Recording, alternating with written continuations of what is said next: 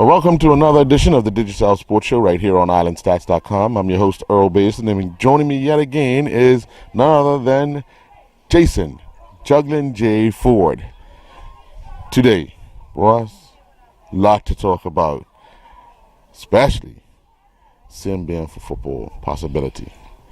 Yeah, that's going to be interesting, mate. First, let's get a message from our sponsor and then get back to talk about Sinbin for football. Bermuda, listen up. D-Music is here exclusively for Digicel customers. Open up a world of music at your fingertips and access millions of songs from free. With D-Music, you can easily search for your favorite artists and create playlists to fit your lifestyle.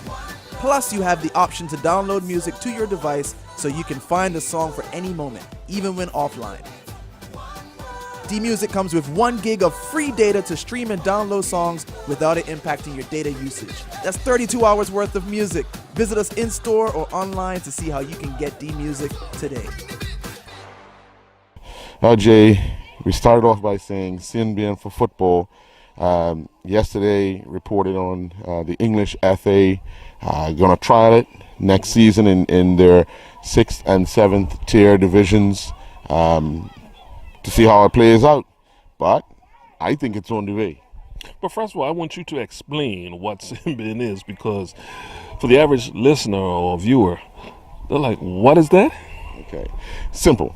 Sinbin, if you commit an offense that is deemed yellow card infraction, the referee will indicate you having to leave the field of play for a 10-minute period, and your team plays short. You can't bring on a sub.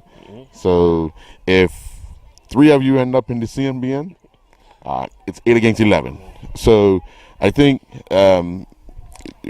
speaking with the president of the Bermuda Football Association, we'll hear his interview in just a minute.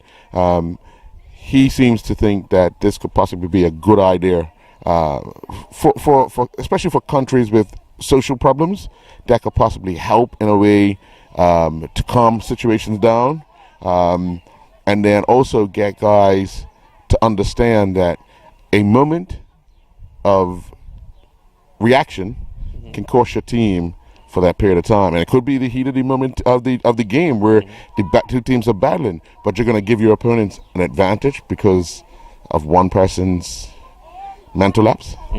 Yeah, it's quite interesting, that approach.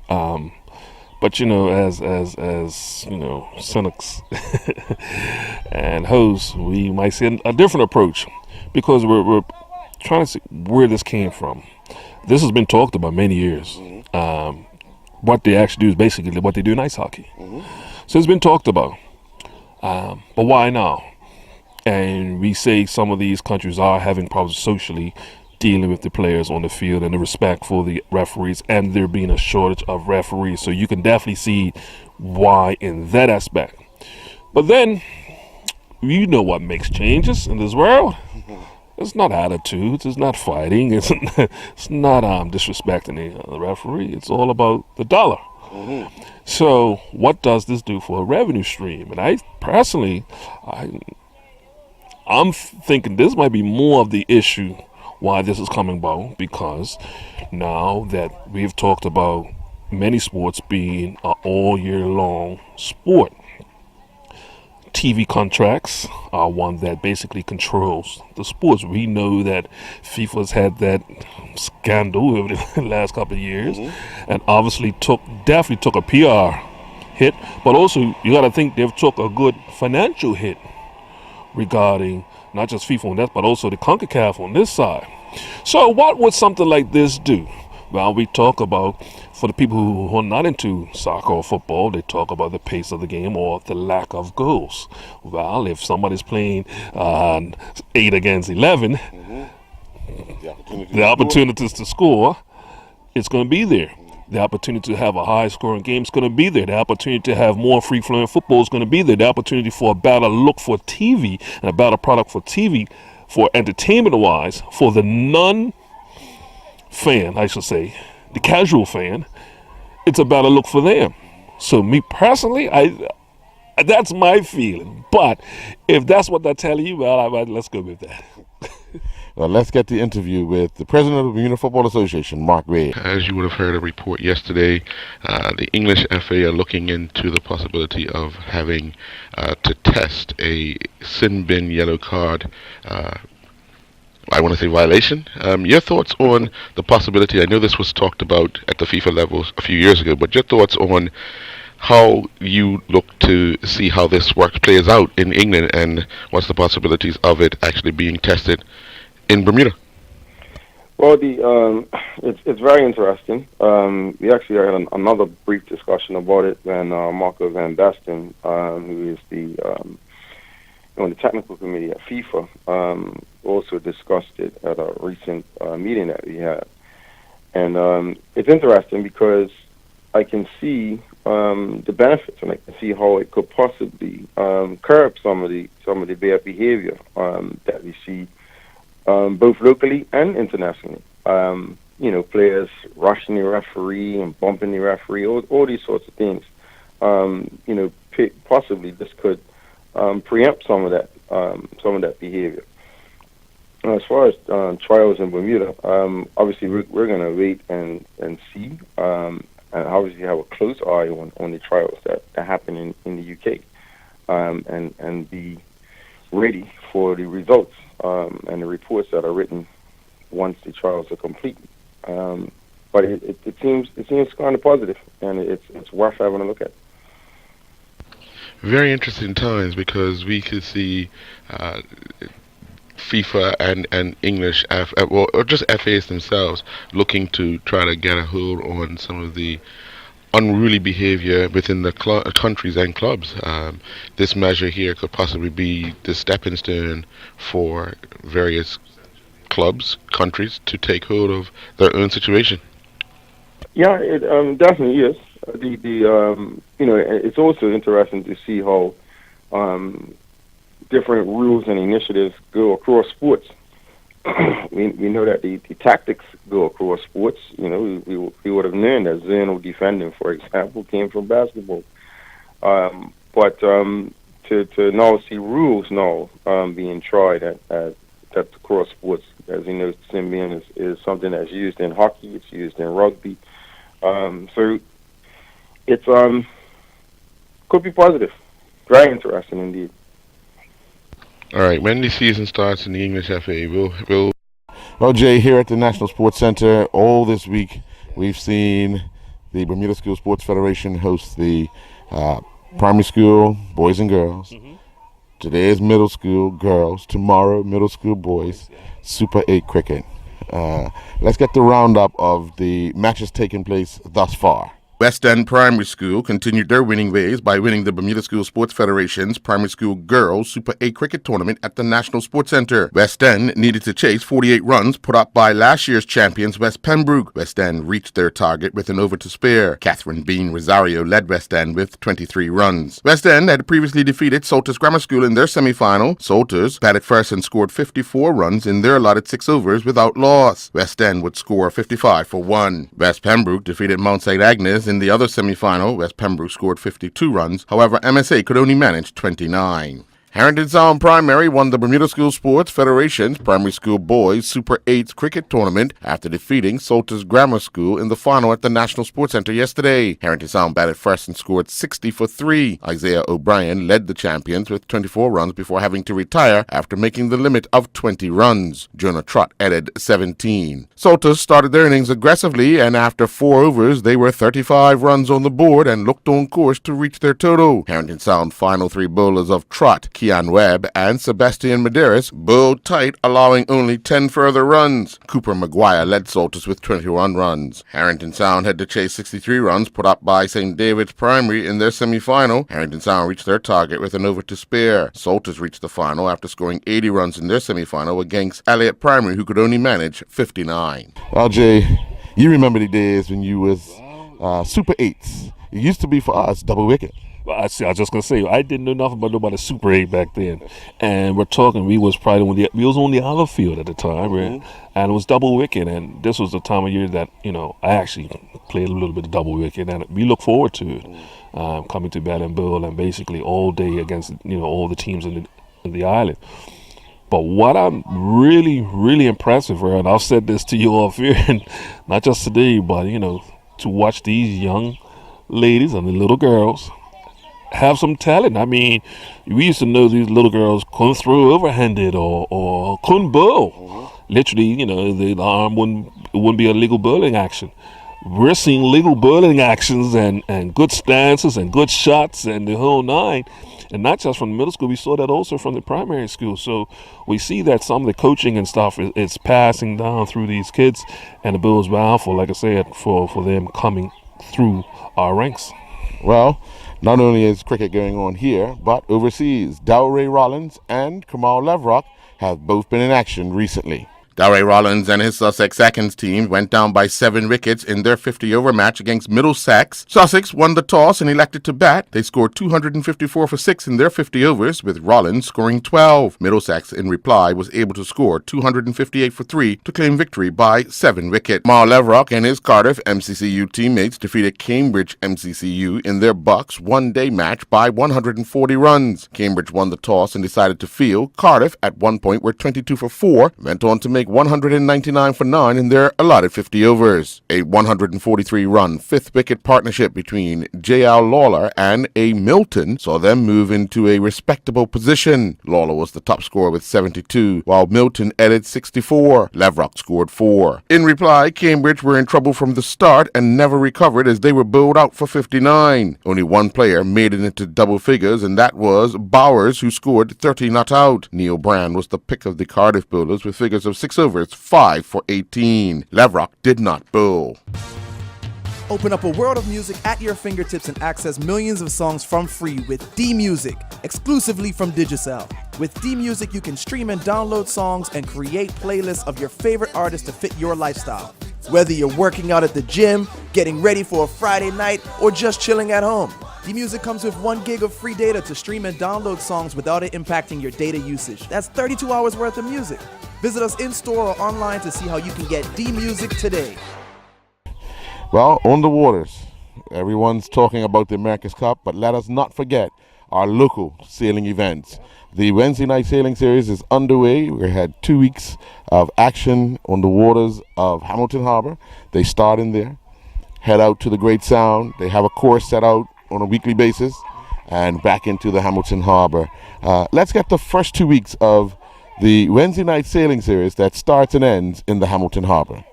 23 boats went to the start line for race day 2 of the 2017 Wednesday night sailing series that begins and ends in the Hamilton Harbor. Crossfire crossed the line first with a time of 48.44, and with the correct, a time of 53.27 saw them finish 5th on the night. Nasty Medicine was the second boat to cross the line. They clocked a time of 51.12. Their corrected time of 55.51 saw them finish 10th on the night. The third boat to cross the line on the night was Smokin'. They clocked a time of 53.27, and with their correct time of 49.25 saw them finish first for the night. Air Force, with the corrected time of 50.23, saw them finish second after crossing the line in a time of 53.44. Mayhem was third with a corrected time of 50.58, and Man of War rounded out the top 5, and they finished fourth with a time of 52.21.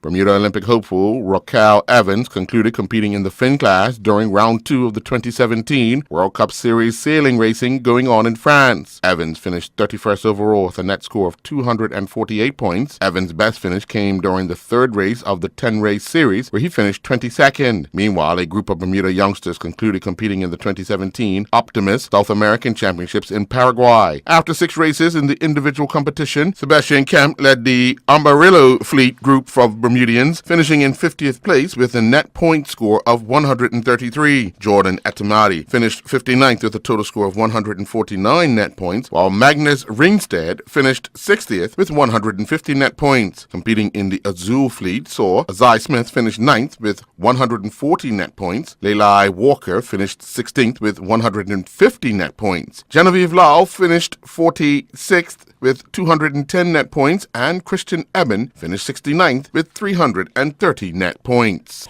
Jay, on Tuesday night, we got an opportunity to celebrate, although from afar, Casey Milan Butterfield and his Walsall under-23 teammates won the Walsall Senior Cup. A proud moment for him. You got to see a little bit of the video. Obviously, him with the trophy. proud moment, just knowing that a Bermudian had a helping hand, scoring the first goal for the club. And I think you know him kind of personally. Yeah, most definitely know him and the father, mother, knew when he was born, and the whole nine. No, it's definitely a great feeling to know that you've watched Milan grow up and come to a fine gentleman, but also a great athlete. And when I got that video via WhatsApp, I'm smiling from ear to ear. so okay, who did I send this to? Who did I send this to? But no, that's the pleasure that we have in media is that when we do get stuff, we love to share it around and share the joy.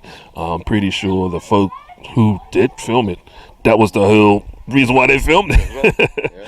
Right, so that's why I love the technology age when it comes to this, because we're able to show people. Like years ago, we would have just heard, okay, Milan scored in the final, but to see the joy of everybody and see him right up front at a celebration and receiving the cup and holding the cup up, with all his teammates, then you hear the crowd chanting, you get that feeling that the proudness, and we look forward to things with his Walsall side, and we see what comes out of his career with it. Well, let's get the report for Casey Milan Butterfield and his Walsall teammates. Casey Milan Butterfield and his Walsall teammates lifted the Walsall Senior Cup last evening for the second time after defeating Stafford Rangers 3-1. Butterfield scored Walsall's first goal. Well, Jay, as of this report, Dominic Mayo is on his way to the Dominican Republic to represent Bermuda in the Pan American Cycling Road Race Championships. He's been over in Belgium. He's been doing a lot of training, a lot of competitive work as well. He's been racing in some long distance races. When I say long distance, 196 kilometers, 154 kilometers, 156 kilometers. A bit too long on the bike for me. But he's going to the Dominican Republic to represent Bermuda, doing a 170 kilometer race on Saturday. Yeah, Earl, and if you remember correct, well, you will remember because you did the interview, but in past interviews, this is one of the competitions that he had marked on his own calendar. And we keep talking about the process of identifying a goal that you want to tackle, what it's going to take for you to get to that goal, and then put the training and events leading up to that so you're in a tip-top shape. And that's what he's been doing. You remember him having a bad, I can't remember, probably a few months ago, but it's been working towards this, and you just said it. He's been doing these long races, obviously, to build up the endurance during that. So now when he it's 20 less kilometers. It's easy to say 20 less. Yeah, right. But just getting started. But that is something that he's been working, him and his coach and everybody, his whole team's been working towards. So it's always good to see that when somebody puts out a plan and they execute the plan, and we just can't wait to see what the results are. Also, this particular race acts as a qualifier for the Commonwealth Games, which is next year in Australia. So for the region, the Pan American region, I believe only 2 riders from each country can qualify. So as long as he puts himself in a good position, he will have booked himself a ticket to heading to the Gold Coast in 2018. Yeah, the big question after that, who will be the second rider? And that's going to be something that, the competition that is out there, who's eyeing that, putting themselves in position for that. Like I said, some people might not have that on their calendar personally, but it'd be interesting who's going to put themselves forward and work towards to qualify for the Commonwealth. Dominic Mayo will represent Bermuda at the 2017 Pan American Cycling Championships in the Dominican Republic. Mayo will take part in the men's elite race that will cover 170 kilometers on May 7th. Well, Jay, on the track we have 2 T's, Tahira Butterfield and Tiara De Rosa. Both represented their schools at the Penn Relays recently. Tahira helped her school break 2 records. Tiara finished 16th in the women's shot put. And that's actually women's discus. Let's get the report of Tahira Butterfield and Tiara DeRosa. Tahira Butterfield was part of two teams that broke the University of Albany's women's track and field school records during the Penn Relays. After missing out on the championship final with a school record time of 45:29, Butterfield was a member of the women's 4x100 meter relay team that came back to win the college division final, breaking their own school record, once again crossing the line in a time of 45:22. Three of the four runners in the 4x100 meter relay team, including Butterfield, returned to compete in the 4x200 meter race, and they finished 8th overall for a time of 1:36.85. This mark qualified the team for the Championship of America final, and at the same time broke the previous school record of 1:38.88 set back in 2013. Tahira DeRosa represented Shaw University at the Penn Relays in Philadelphia. DeRosa competed in the college women's discus throw event, where she finished 16th out of 30 competitors. DeRosa's top toss of 43.28 meters came on her third attempt. Bermuda, listen up. D-Music is here exclusively for Digicel customers. Open up a world of music at your fingertips and access millions of songs from free. With D-Music, you can easily search for your favorite artists and create playlists to fit your lifestyle. Plus, you have the option to download music to your device so you can find a song for any moment, even when offline. D-Music comes with 1 gig of free data to stream and download songs without it impacting your data usage. That's 32 hours worth of music. Visit us in-store or online to see how you can get D-Music today. Well, Jay, we come off the track, feel-good stories. We come to the end of another Digicel Sports Show. But your thoughts on these two young ladies? Very impressive performances. Still got a ways to go. Tiara DeRosa just starting Shaw University. Tahira's been at Albany. This is her second year. So we're looking for some bigger and better things for them, not only on the track, but getting that education. Most definitely, and that's the first thing is being a student athlete. Sometimes we put the athlete in front of the student. Remember, they are student athletes, so first and foremost is getting that education. We talked about Tyler Smith a few weeks ago, opting to do his exam instead of doing the cycle race for May 24th. And first things first, let's get the education. As far as the athlete part of it, well, just think of it, Earl. That's the Penn Relays. And I don't think, once again, we here on the island recognize or even really know how big that is. The Penn Relays is a very, very prestigious event in the U.S. across nationally. It's not just a look, it's nationally. And not only just but you've got kids coming from around the world, from all corners of the world, competing in the Penn Relays. So it's to be amongst the best of the best, almost, at these Penn Relays. It shows you where you've come from, where you are, and where you have to go. And like I said, with just starting Shaw, obviously you got some time, but also, like I said, and both of them very young in their college careers, so it's a lot of ways to improve, but also stay committed and consistent. So we look forward to keep following. Well, do enjoy the rest of your night. From me, Earl Baston, and me, Juggling Jay. Enjoy your evening.